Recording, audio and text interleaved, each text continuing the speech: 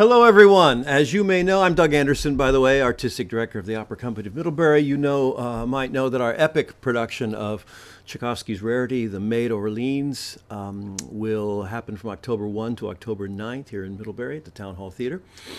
I was excited to do this opera initially because I was excited to explore this kind of opera called French Grand Opera, even though this was written by a Russian. It's grand opera. I love the idea of these unabashedly heroic anthems and these big scenes with lots of people. How do you do that today? And how do you do that in a small 232-seat theater? I had a feeling it would be incredibly effective.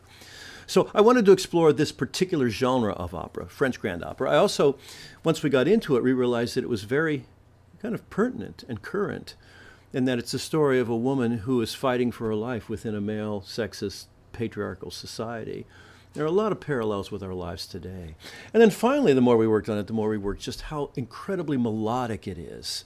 That Tchaikovsky is a great tunesmith. And so I thought I'd present some of these melodies to you today. They've become earworms for me. That is to say, I walk down the street, I find myself humming these songs all the time. I wake up in the morning, I find myself humming these melodies.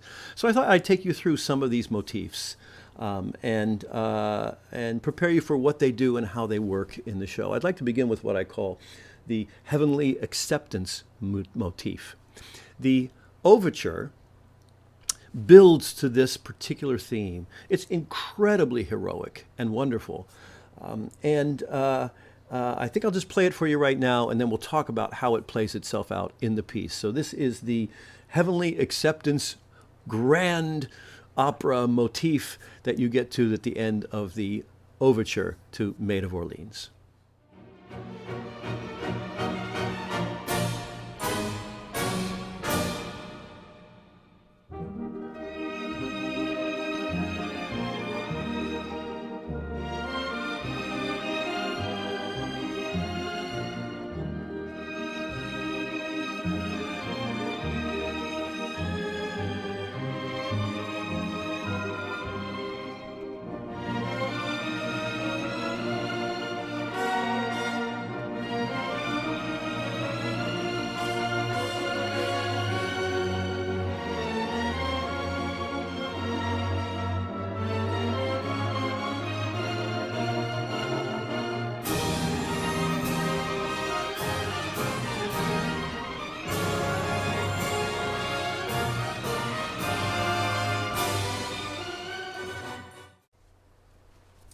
Isn't that remarkable?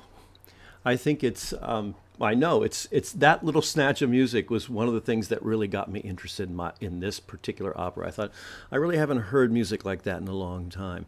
Anyway, this is the heavenly acceptance motif. In Act 1, Joan is really ambivalent about her situation, as you would be too. Imagine if a bunch of angels appeared in your living room right now, and said, oh, by the way, you have to leave everything you know, you have to leave your house, you have to leave everything, and we're going to put you in charge of the U.S. Army, and we're going to make you march into battle. I have a feeling you'd go, well, wait a minute, I think maybe you got the wrong guy. I'm not sure I have the skills for this, I'm not sure I want to do it. And Act 1 is Joan wrestling with sort of divine will and her desire just to stay in her field with her sheep and her verdant pasture. And so she wrestles with this, and at the very end of Act 1, she accepts it. She says, God, I am yours. I will do whatever you want. And so much the same way as the beautiful orchestra builds to this melody, all of Act 1 builds to this melody. And here is Joan. We're looking at the Bolshoi opera production starring Nina Rotio. It's a kind of a crazy production. We'll talk about that a little further on. But she finally gets it. She finally overcomes all of her fears, and with this very strong melody looks heavenward and says, God, I will do your will. So let's take a look at that right now.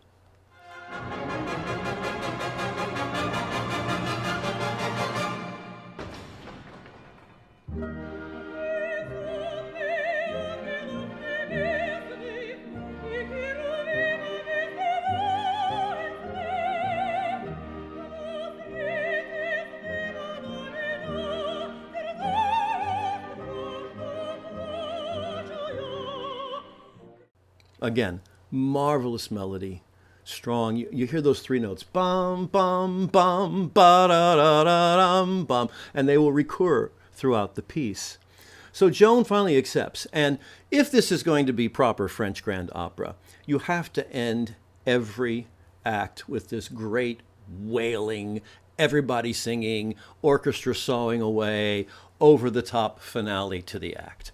And in Act One, it's all of the angels. And yes, we have angels here at Town Hall Theater. And due to Debbie's really witty costuming, they're pretty remarkable angels that you will see when you come to the show. Anyway, the angels pick up this acceptance melody and amplify it and lead us to a great first act finale that sends the audience out into the lobby on a high.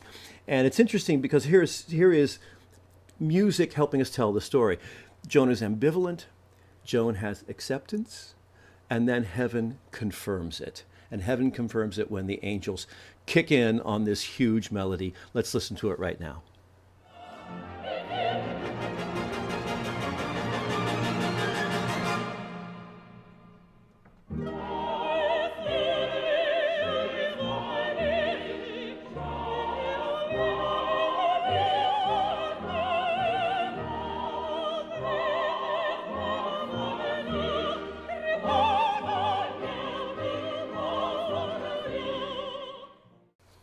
Good stuff, isn't it? In the middle of the act, refugees pour into Joan's little field because the war is right at their doorstep. The enemy might be 10 miles away. They have burnt down the enemy's, the refugees' homes. They've burnt down their fields. These people have nothing. Again, something that's very resonant with us today because we live in a world of refugees, don't we? And so these refugees come piling in, and Joan tries to give them comfort as best she can. They've given up hope. Joan has a glimmer of hope because of these emanations she's getting from the divine. And she turns to them and says, don't give up. Don't give up. There's still a chance we can win this war. There's still a chance you're going to go back to your homes. Don't give up. And she says, let's pray to God for hope. And she does so. And she sings this glorious hymn that I absolutely love. It's one of the great high points, and it happens only 25 minutes into the show. With grand opera, something wonderful is right around the corner every moment. So she sings this melody. It's an interesting hymn in that it's written in 6/8 times, so it has a nice, interesting lilt to it. But she sings it to give the refugees faith and hope. And let's listen to that right now.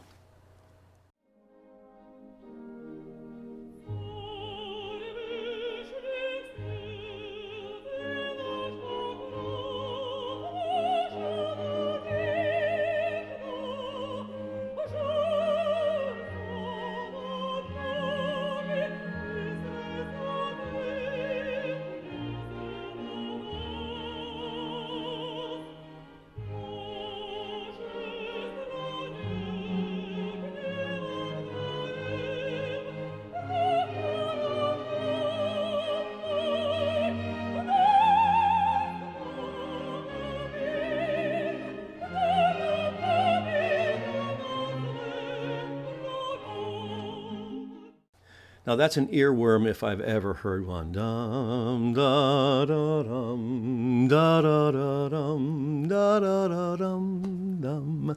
Well, what's fascinating here again, it's music helping us with the storytelling. These refugees who have given up hope and have lost everything, hear Joan sing this, and one at a time they rise and they join in. And by the end, it's this great grand opera anthem.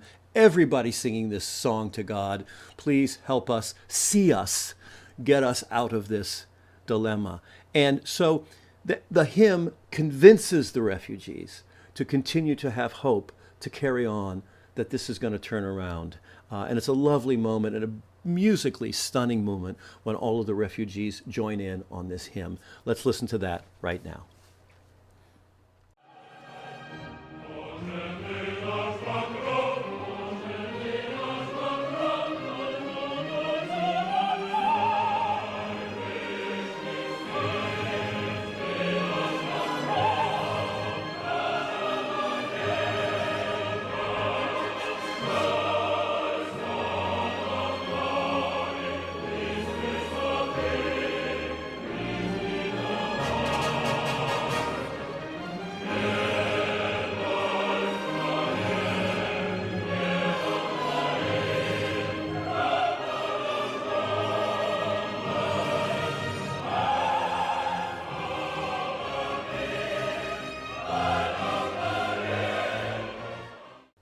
can't wait for you to see our production because this moment, it raises goosebumps every time. I've heard it so many times now. I've been working on this show for 18 months because of COVID, but so many times I've heard it, and yet it works for me every time. Now, a composer like Tchaikovsky, when they have a good tune, they don't want to let it go.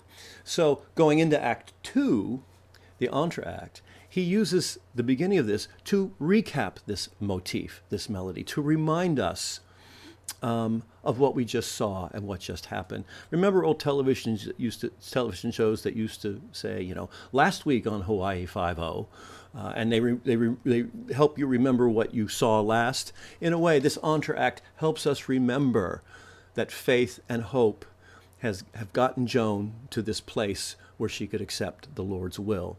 So, the top of Act Two, the entr'acte, we hear this melody again, now played in a beautiful way by the orchestra. And I want you to hear, so this is the third time now we have heard this melody, which is one reason why it's an earworm, because Tchaikovsky really sort of plays it again and again and again till we really get it and have that pleasure of recognition that we get at the top of Act Two when we hear it. Let's hear the orchestra play this motif.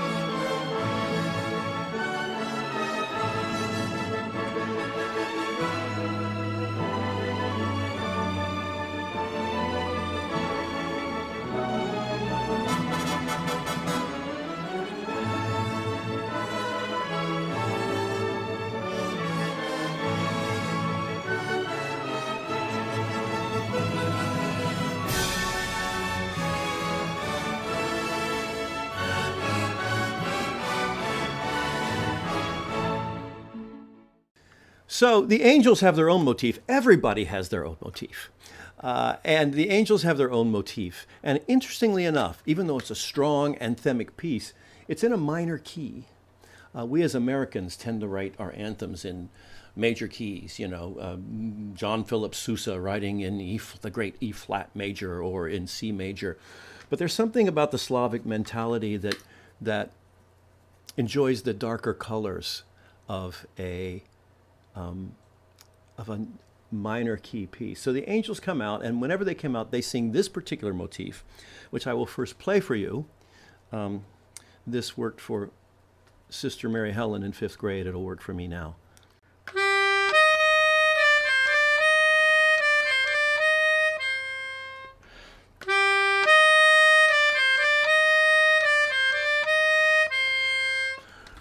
Played on this little thing, it really sounds Slavic, doesn't it? It sounds like something out of Fiddler on the Roof. But this is the Angels melody, very strong, very minor key. And whenever they come out, you hear this melody. Let's listen to that right now. The Angels singing the Angels minor key anthem.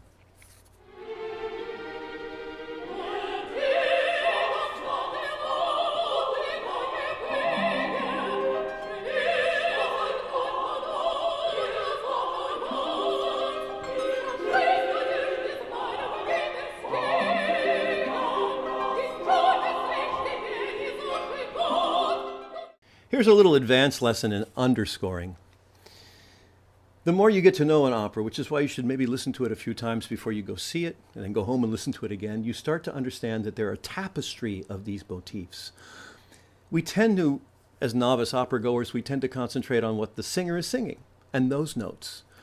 But always, underneath, is a different kind of texture, and sometimes other motifs that are commenting on what's being sung. Certainly we see this in Verdi, we certainly see it in Wagner, the use of motifs to tell the story. We call that motivic kinds of writing. So here later on, the Archbishop's having some problems with Joan. Why would God send a woman, of all things, to save the country? That makes no sense to him. Very much literally the patriarch. And why would he send a 19-year-old girl? It makes no sense. So he's futzing around trying to figure out what's going on. He comes to the king and says, I think a miracle happened. I think this girl, she calls herself a prophet, won that battle. And as he sings it, in the strings underneath, listen for this.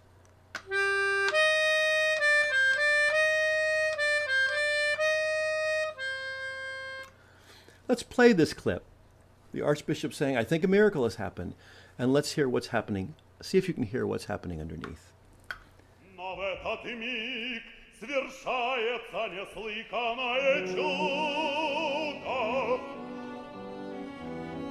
Из глубины густой дубовой рощи вдруг дева вышла, цветом неземным ее блистали очи, и сказала, что медлите.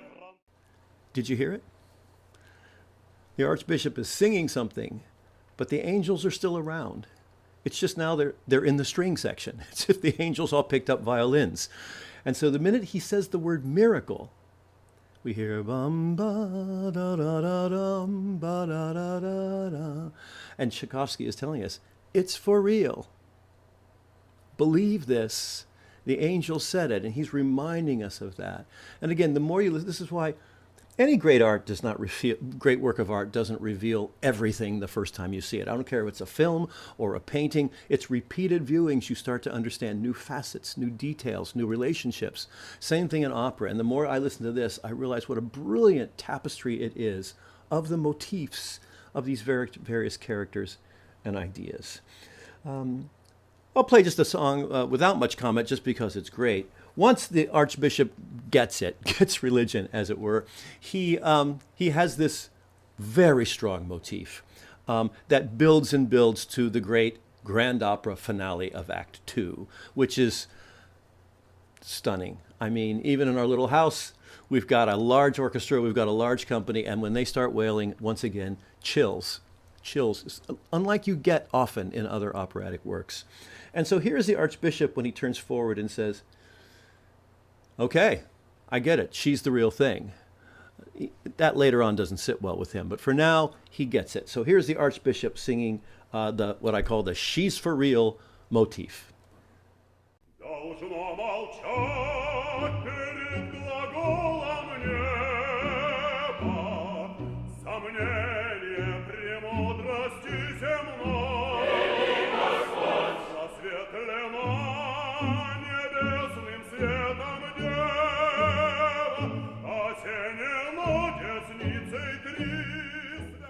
And of course, because this is grand opera, everybody has to join in. Everybody, and the chorus up to this point was really skeptical. They're like, again, it's a woman, she's 19. The battle was lost. The king said, you know, this don't tell me this kind of good news to make me feel better. I know the war is over and we lost. And yet now, suddenly, because this girl has walked into the room, everybody's changed. And I think it becomes a kind of, I've said this to my cast, it becomes a revival meeting. It becomes like, oh my God, look what God has done for us. And so, of course, the entire company has to pick up this theme. And Tchaikovsky weaves it in a masterful way into this huge, huge finish for Act Two. So everybody now is saying, she's for real. Thank God for sending her to us. We might just win this thing after all. The end of Act Two.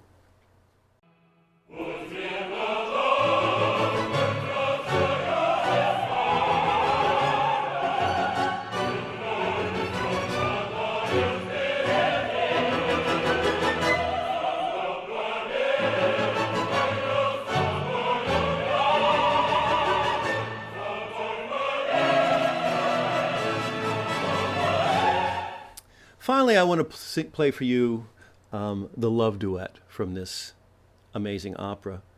What, you say? Love duet? She has a love interest? I don't recall that being in the history books. Well, in the first place, much of what we think we know about Joan of Arc is a myth anyway. I mean, she never really went into battle, as I understand it. She was kind of a mascot. So I'm not too perturbed that Tchaikovsky has sort of elaborated on the myth or added to his own myth. He actually gives Joan a love interest in Act 3 and 4, because he based his opera on Schiller's play, and Schiller gave her a love interest.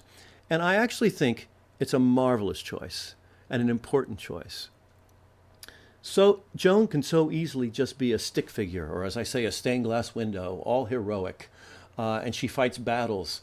But she's rarely allowed to be a woman who has needs and wants, a woman who wants to touch someone and be touched. And this love interest, I think, fills her out and makes her more human in a remarkable and necessary way. So I fully embrace the love interest, and it's beautifully written. So on the battlefield, she comes across the last soldier she hasn't killed. They both are exhausted. They both are vulnerable. They both are wounded, and they begin to feel attracted to each other. And later, after Joan is arrested, they come together again, and sing of their love, even though they both, I think, strongly suspect, like the third act of Tosca, they strongly suspect that even though they're singing, we're going to live together and love each other forever, they probably suspect it's not true. Now, in this rather bizarre Bolshoi production, which I think you've noticed already is huge, they didn't know what to make of the love interest, and so they turn it into a dream sequence, and it's pretty horribly staged in what you're going to see. But this lovely, lilting love melody, it could be Puccini, it could be anything, becomes the focus of their getting together, and very touching. Joan, for a brief period, gets to be a woman in love. And then, of course, it's very quickly taken away from her. So here we have the love theme. And again, in a good love duet, somebody starts singing, the other person starts singing, and then eventually they're both on the same page, literally on the same page of the score, and they start to repeat each other's lines, and that is proof positive in musical terms that these two people are in love. Here's the love duet from the final act of Maid of Orleans.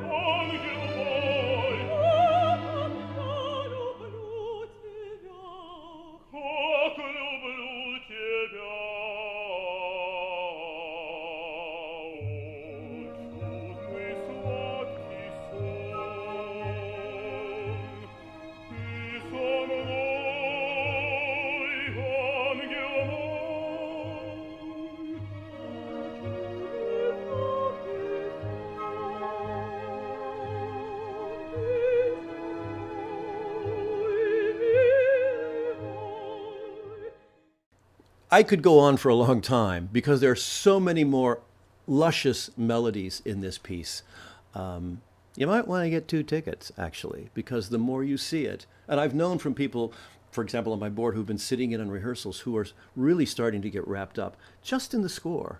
There's great drama in the piece and great pageantry in the piece, but the score really bears listening to over and over again. Again, I could play a lot more. We don't have time for it right now, but I just wanted to do 2 things. Give you a sense of the scale of the grand opera, and it's even going to have that kind of scale in our 232-seat theater, but also the wonderful melodic skill of Tchaikovsky, which creates melodies that I know are going to be with me forever.